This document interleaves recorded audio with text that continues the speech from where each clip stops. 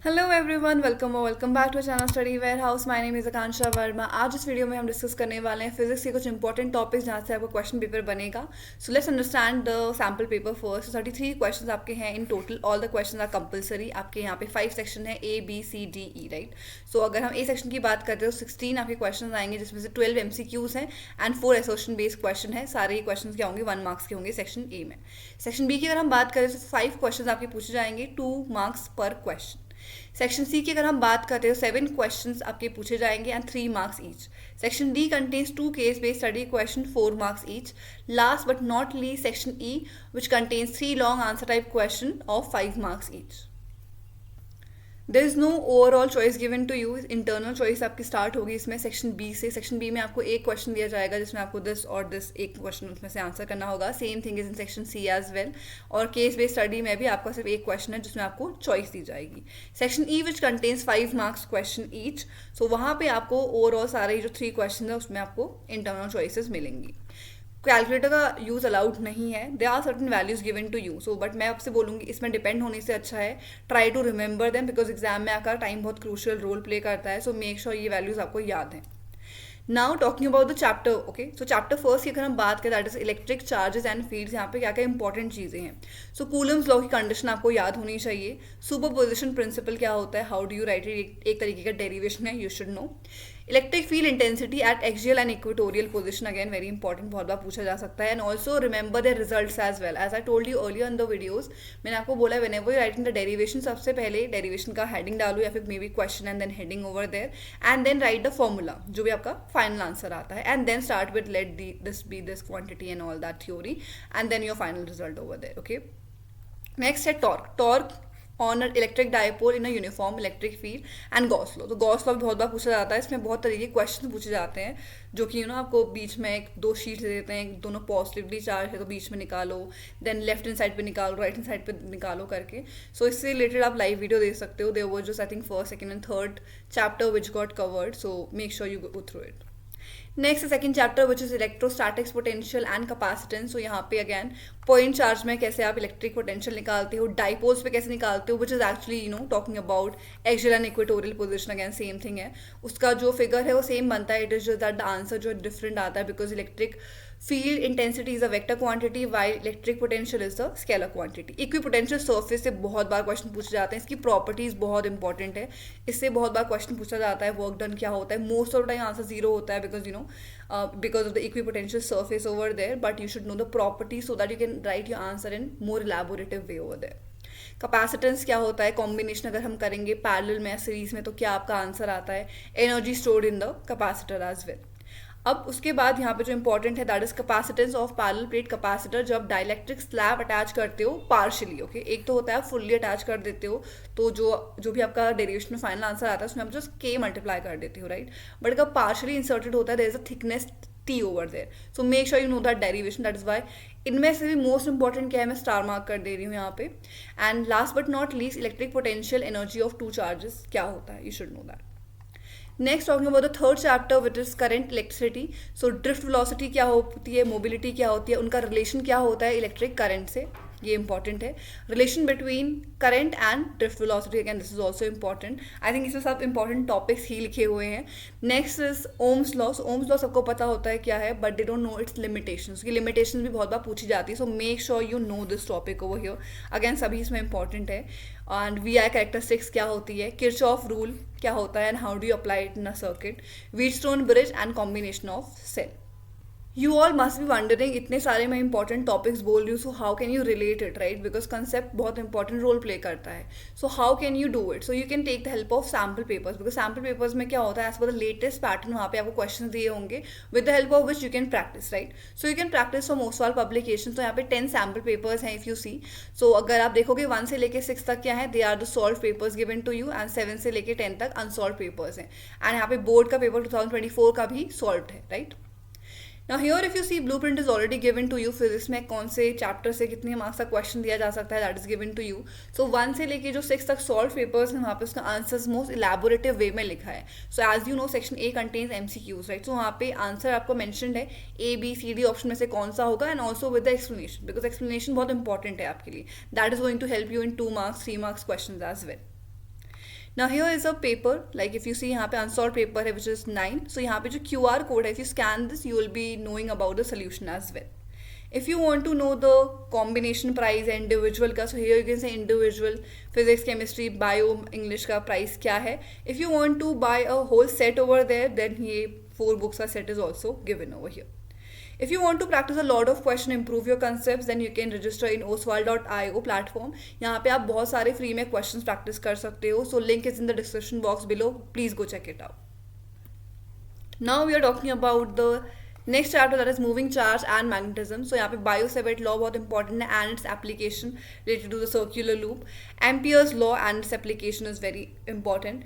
Then is moving coil galvanometer बहुत बार पूछा जाता है, and force on moving charge in a uniform magnetic field and electric field as well. Ampere circuital law, and again yeah, moving coil galvanometer, I think I have written it twice, but yeah, moving coil galvanometer में exactly क्या important है. So we can say that यहाँ पे बहुत बार पूछा जाता है question की करंट सेंसिटिविटी क्या होती है, वोल्टेज सेंसिटिविटी क्या होती है, कन्वर्जन्स आप कैसे कर सकते हो एमीटर में. सो ये बहुत बहुत important. I think spelling is also यहाँ पे थोड़ी गलत हो गई है, बट या यू नो कि इंपॉर्टेंट क्या क्या है यहाँ पे.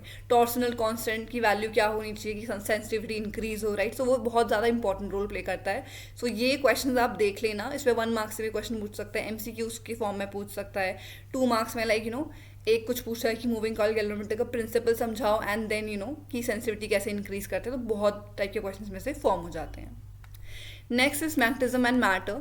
सो magnetic field intensity due to magnetic dipole, torque कैसे आपका रहता है. एंड इसमें जो most of the time question पूछे जाते हैं that is related to para, dia and ferromagnetic substances over here. Now इसमें ससेप्टिबिलिटी क्या होनी चाहिए, परमिबिलिटी कैसी होनी चाहिए एंड ऑल दैट. इससे रिलेटेड ज़्यादा क्वेश्चन पूछे जाते हैं. So please go through it. Next is EMI, that is electromagnetic induction. तो यहाँ पे Faraday law, induce EMF and current, and then Lenz law, self and mutual inductance. तो ये दोनों ही इंपॉर्टेंट है. इससे रिलेटेड कभी कॉइल पूछी जाती है तो नॉर्थ मूव करेगी, साउथ मूव करेगी. इसमें मोस्ट इंपॉर्टेंट आपका ये पार्ट रहता है how you answering the question, because वो क्लॉकवाइज भी जाएगी, एंटी क्लॉकवाइज भी जाएगी. डिपेंड्स आप किस साइड से उस देख रहे हो. If you seeing it from the left side, अगर वो क्लॉकवाइज दिख रही है तो राइट साइड से अगर आप देखोगे that will be anticlockwise, right. So you have to write your answer in the most precise way कि when seeing from this point, वहाँ पे अगर कुछ पॉइंट मेंशन तो ये लिख दो, वरना मेंशन करो that it is we are seeing it from the left hand side of the coil और right hand side of the coil, because वो आपको मार्क्स लेने में बहुत हेल्प करता है.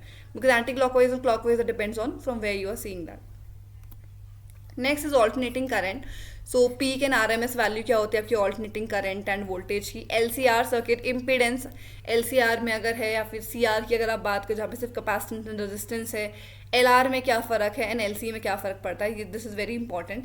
AC generator and transformer again very very important. So ये जो है AC generator, transformer, moving coil, galvanometer, इसमें से बहुत लाइक मेन क्वेश्चन 5 मार्क्स में तो पूछा ही जाता है, बट कभी कभी वो छोटे मार्क्स में 1 मार्क्स 2 मार्क्स में भी बहुत सारे कॉन्सेप्ट इसके ऐड कर देते हैं. Next is EM wave. So EM wave is the most easiest one. So इसमें डिस्प्लेसमेंट करंट क्या होता है ये आपको पता होना चाहिए. अब आपको जो चार्ट है पूरा आपका, उसकी आपको फ्रीक्वेंसीज याद होनी चाहिए, उसकी uses again very important. So you can remember wavelength as well, but मुझे फ्रीक्वेंसी ज़्यादा अच्छे से याद हो गई थी because 10 to the power of something मैंने एक टेबल बना दिया था, उससे सेल्फ मैंने एक बना दिया था, तो उसके हिसाब से मैंने उसे रिलेट कर दिया था. ठीक है, तो जब भी क्वेश्चन आया था इससे मुझे ऐसे डायरेक्टली आंसर याद नहीं था, but I just draw that table on the rough column, वहाँ से मैंने फिर आंसर्स लिख दिए थे. यूज ऑफ कोर्स आपको याद ही रहेंगे. So just try to remember the frequency. In case अगर वेवलेंथ पूछी जा रही है, you already know the relation, right. So C is equals to nu lambda. So lambda आपका क्या होता है, वेवलेंथ होती है, ये फ्रीक्वेंसी हो गई. C is a speed of light which you already no. तो वहाँ पे आपको वेवलेंथ में अप्रॉक्सीमेट वैल्यू लिखनी होती है. It is not that you have to write the exact value. Next is ray optics and optical instrument. Again यहाँ से बहुत ज़्यादा वेटेज स्टार्ट हो जाता है आपका. अब इसमें कौन से आपके टॉपिक्स है जो मोस्ट रिपीटेड होते हैं एंड अक्सर पूछे जाते हैं.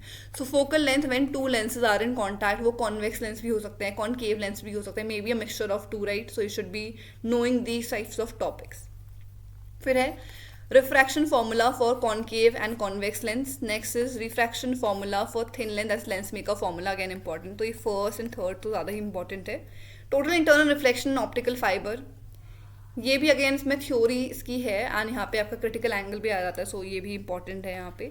मैग्निफिकेशन क्या होता है आपका, power of lenses. Again power of lenses का सेम क्वेश्चन डिराइव हो रहा है. फोकल लेंथ आपसे निकाल रहे हैं ना कि 2 lenses are in contact, same question can be asked when you are talking about the power of lenses as well.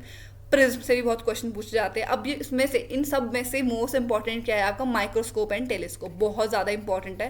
As I told you in the other videos as well, इसमें diagram बहुत important role play करता है।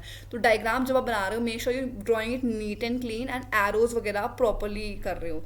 तो even अगर मुझसे अभी कोई बोलेगा कि just draw this microscope and telescope, I might take a while because it's been long time since मैंने ड्रॉ कर रखा है उसे। तो ड्रॉ करने का पार्ट बहुत इंपॉर्टेंट रोल प्ले करेगा, वहीं पे आपके मार्क्स इंपॉर्टेंट रहेंगे, ठीक है, क्योंकि बाकी थ्योरी सभी स्टूडेंट्स को याद रहती है। So make sure you practice इस माइक्रोस्कोप एंड टेलीस्कोप का डायग्राम अच्छे से।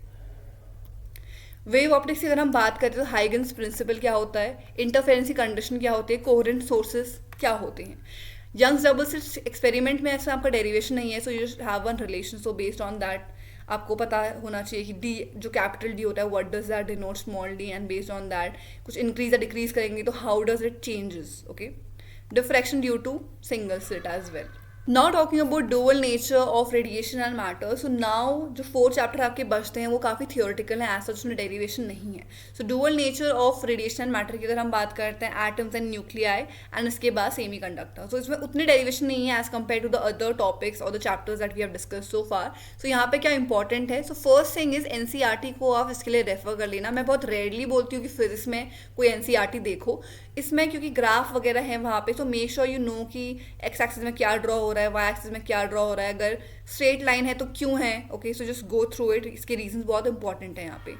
सो फोटो इलेक्ट्रिक इफेक्ट आपको पता होना चाहिए क्या है, आइंस्टीन फोटो इलेक्ट्रिक इक्वेशन, इसमें वर्क फंक्शन क्या होता है एंड देन थ्रेशोल्ड फ्रीक्वेंसी क्या होती है, इसकी डेफिनेशन भी पूछी जा सकती है। De Broglie's relation and hertz and Lenard experiment, again important, बहुत लोग इसे स्किप कर देते हैं, ओके। सो इसका एक्सपेरिमेंट एक बार देख लेना। All things are linked with one another, but अगर आप एंड डे में पढ़ोगे so it might be a bit confusing for you, so इसे एक बार देख लेना, अगेन इंपॉर्टेंट है। एटम्स की अगर हम बात करते हैं, सो रथरफोर्ड मॉडल क्या होता है, Bohr's model of hydrogen atom and hydrogen जो लाइन स्पेक्ट्रा होती है वो कैसे फॉर्म होती है, ये आपका 11th में ऑलरेडी था, क्लास 11th में आई थिंक केमिस्ट्री में ही ऑलरेडी था। So I think you must be a bit aware about it कि अच्छा ये कुछ पढ़ा तो है, so just go through it once again, तो आपका रिविजन हो जाएगा, आपको ये याद है ऑलरेडी। न्यूक्लियर की अगर हम बात करती हूँ, so composition and size of nucleus क्या होता है, मास एनर्जी रिलेशन क्या होता है, मास डिफेक्ट क्या है, binding energy per nucleons, nuclear fission and fusion as well. Now talking about the last chapter, so semiconductor की अगर हम बात करते हैं यहाँ पे, सो एनर्जी बैंड्स कैसे आपके होते हैं कंडक्टर्स में, सेमी कंडक्टर्स में एंड इंसुलेटर्स में। इंट्रिंसिक एंड एक्सट्रिंसिक में क्या डिफरेंस होता है, टेबुलर फॉर्म में याद करोगे, better for you to write it in exam and learn as well. PN junction, semiconductor diode की V I characteristics and diode as rectifier, full wave and half wave, okay. So I have already इनमें से मैंने already highlight कर रखा है कि इनमें से भी क्या इंपॉर्टेंट टॉपिक आपके हैं, so make sure you go through it. So that is it for today's video. I hope you liked it. If you liked it, please give it a thumbs up, share with your friends, subscribe to the channel, and I will see you in the next video. Bye bye everyone, take care and all the best.